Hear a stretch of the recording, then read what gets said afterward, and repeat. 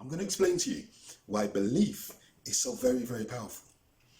You see, with a belief, it's a firmly held opinion on something, a concept, an idea, a doctrine. And every belief is inextricably linked to some reward, some benefit, something better. So belief operates on the mind completely, absolutely, because every firmly held belief has a promise of some future benefit, some future reward, some future gain. If you take religion, for example, people have the most firmly held beliefs with regard to religion. Why? Because it is a future promise coupled with the most perfect threat. Every religion has the promise and the threat. Most firmly held beliefs have the same elements attached to it. And that is the promise of some future reward, some personal benefit for the believer. But failure to follow the doctrine will result in eternal damnation, eternal suffering. And that's how religion operates upon the mind. Because there is the promise of a future reward coupled with the fear the person has of eternal suffering. And that takes hold of the mind in a vice-like grip. So, the worse someone's condition is in life now, in real life, the stronger they're going to hold on to the belief of something better in the afterlife. Do you follow me?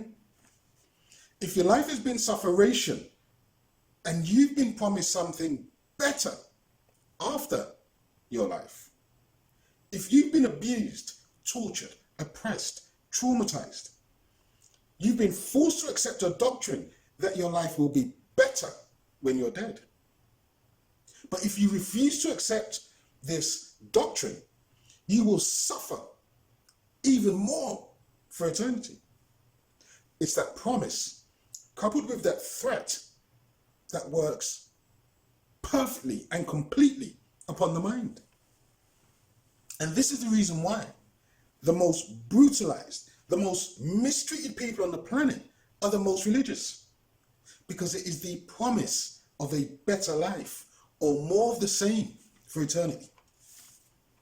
Do you follow what I'm saying? You see, people who don't subscribe to the religious doctrine because they may question it, or they may have questions. They may see the contradictions. They may see the flaws, the errors. They may understand that it's not actually an original story. And they will try to point out to others, yeah, but what about this? What about that? You understand? What do you say about? And the religious people will essentially switch off. They won't comprehend what it is they've been told. And the reason is because the mind is fixed upon the future reward, the better life in the afterlife, at the risk of more suffering for eternity.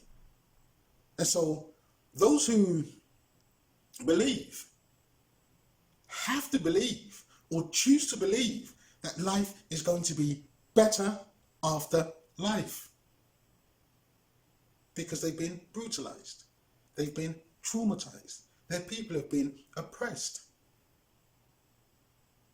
Do you follow what I'm saying?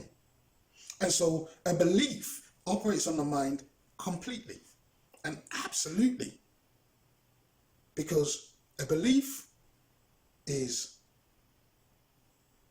something whereby the person wants to believe that life is going to be better at death.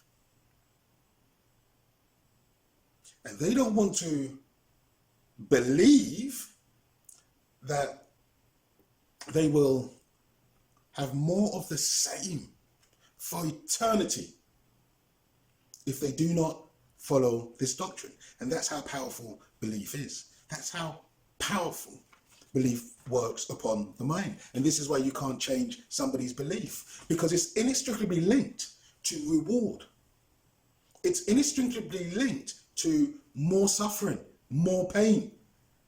Do you see what I'm saying?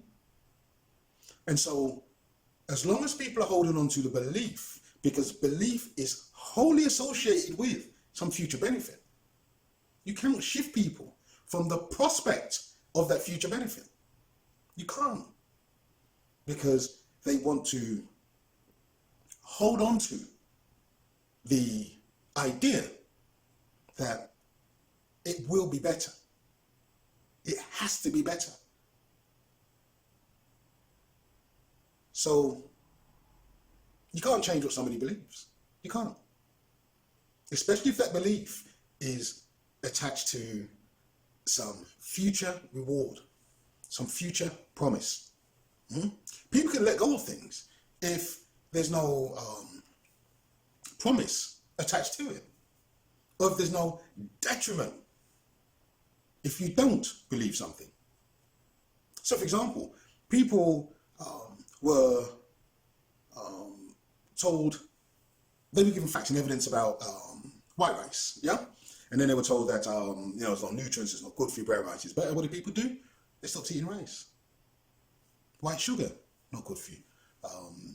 No nutrients, no minerals, nothing the body needs. It's over processed. What do? They started eating, consuming brown sugar or honey. Do you see what I mean? White bread.